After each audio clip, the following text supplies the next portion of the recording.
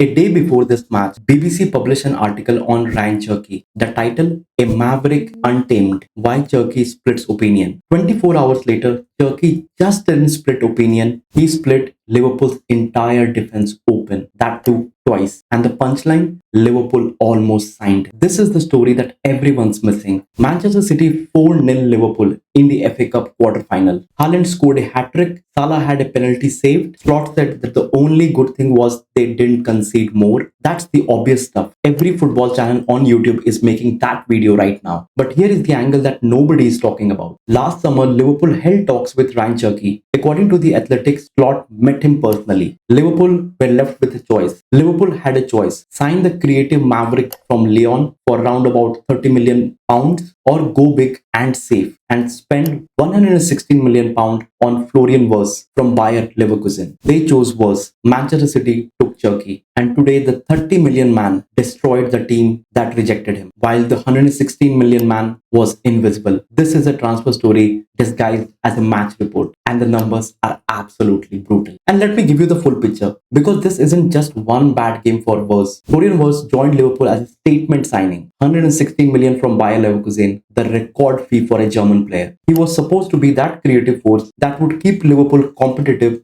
after Salah's expected departure, the next generation. And in fairness, Wirtz did have some good moments. He's technically brilliant. He scored some beautiful goals. But there is a word that keeps coming up in analysis of Liverpool this season. And Sky Sports used it in their match report today. They said Wirtz has decorated too many of these big matches rather than dominate them. Decorated, not dominated. There is a massive difference. Cherki's story is the opposite. He arrived at City for 30 million pounds, a fraction of Wirtz fee. His job, the hardest, replace Kevin de Bruyne, one of the greatest creative midfielder in the Premier League history. No pressure, right? And yet 3 goals and 8 assists from open play this season. 15 chances created, 21 through balls, and only Bruno Fernandes beats him in those category across the entire league. Now let's talk about what happened on the pitch today, because this is where the comparison stops being theoretical and starts being painful for Liverpool. For the first 25 minutes, Liverpool were actually the better team. They pressed high, they moved the ball, they created chances. Salah had the game's first clear opportunity on the counter but missed it. And at that point, I think the game was quite open. Then Cherki woke up. From about the 30th minute in the game, something shifted and you could feel it. Cherki started picking up the ball in pockets of space between Liverpool lines, the areas where Wirtz was supposed to operate for Liverpool, and he started creating havoc. In the first half stoppage time, Cherki picked the ball,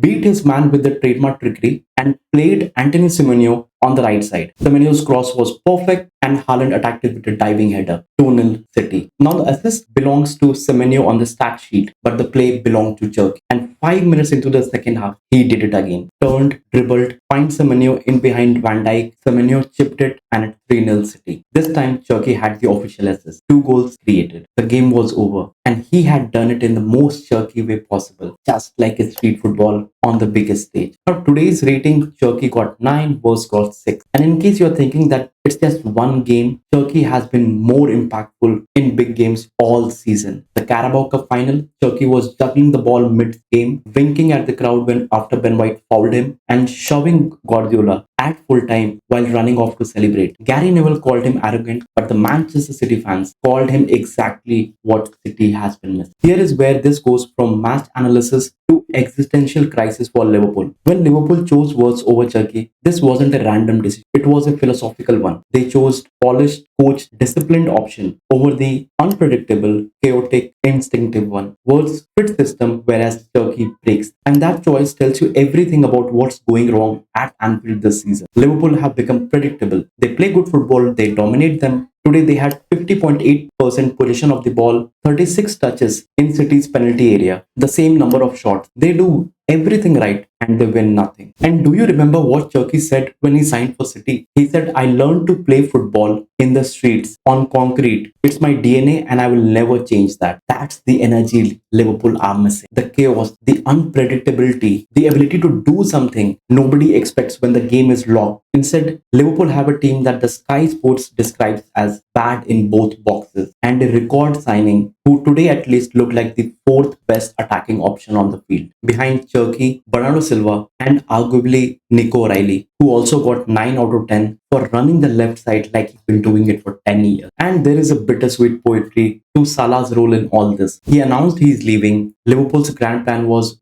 as the creative future. Salah returned to the starting lineup for the first time after that announcement, his farewell tour. And in the same match, the player Liverpool rejected showed why 116 million can buy you less than 30 million in the right circumstance. Salah missing that penalty at 4-0 down with Trafford diving the right way was the image. But Cherki gliding past Van Dijk to create the third goal was the mess. Now, before the comments light up, I know what you're going to say. It's just one game. Wirtz is still young. Cherki goes missing in plenty of matches too. And you're right about all of that. Wirtz is 22. He has enormous talent. He will have great performances for Liverpool.